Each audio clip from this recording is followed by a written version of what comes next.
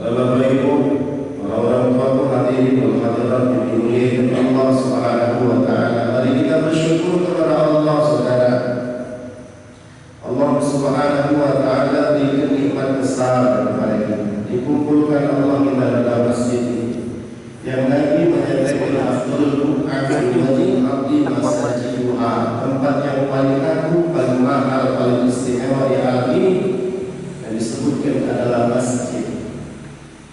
Kemudian Nabi menyatakan afdalul buq'ah fi wajhi abdi majalisul ulama, tempat yang paling agung, paling mahal, paling besar, paling mulia di alam ini, yang disebutkan adalah tempat yang di dalam tempat itu dikaji agama Allah Subhanahu wa taala. Maka Allah berikan kemuliaan untuk berada di bulan Ramadan, habis salat subuh lagi ya Allah. Hadis yang sama kita hafal, Nabi menyatakan orang salat subuh berjamaah di masjid, tiap langkah Allah ampunkan 10 kesalahan, tiap langkah Allah berikan 10 kebaikan, tiap langkah Allah naikkan 10 derajat. Dapat aminnya para malaikat, dan disebutkan siapa orang yang aminnya sama dengan amin imam, aminnya malaikat, ghufirallahu ma taqaddama min dhanbi, Allah ampunkan dosa-dosa yang lalu. Bahkan Nabi katakan orang yang sholat berjamaah di masjid, Nabi menyebutkan orang itu mendapatkan jaminan Allah Subhanahu wa taala.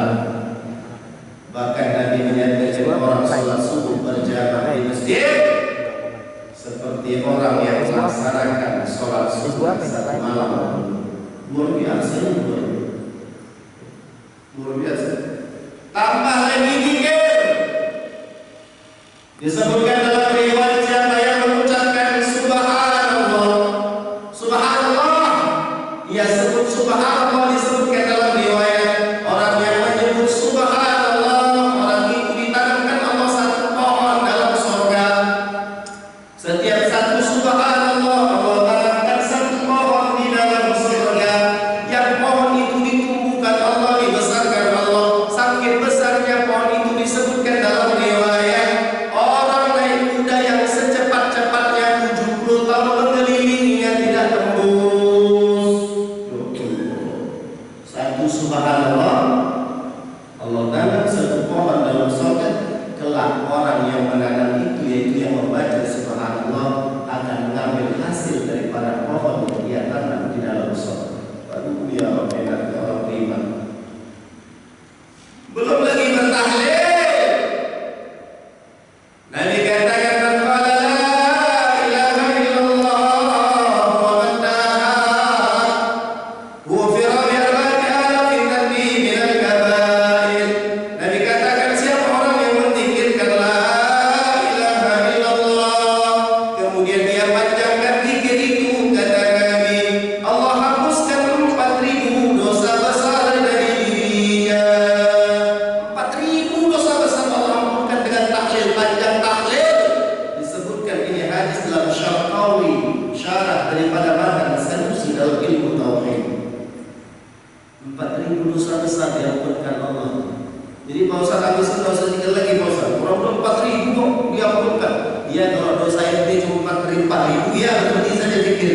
Tapi dosa kita juga bukan 4.000, 4.000 triliun dosa lebih. La ilaha illallah.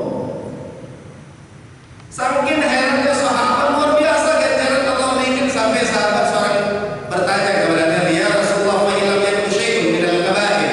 Kalau orang yang menzikirkan dan tahlilkan tadi tidak punya dosa besar ya Rasulullah, kata sahabat kepada Nabi, bagaimana sih kalau orang yang zikir itu tidak punya dosa besar? Ghufira li ahli wa jirani. Kalau orang yang menzikirkan itu tidak punya dosa besar, kata Nabi, maka Allah ampunkan dosa keluarganya dan jiran tetangga. Ya Allah. Enak kali bertetangga sama orang soleh.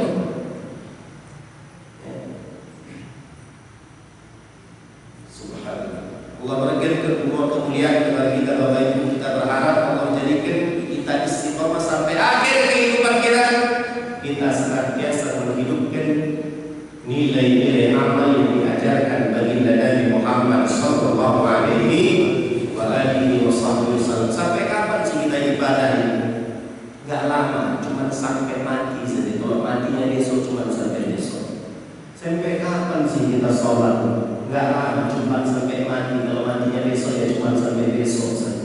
Sampai kapan sih kita puasa ya Bapak Ibu? Nggak lama, cuma sampai mati. Kalau matinya besok sampai besok saja. Itu saudara kita ada yang wafat.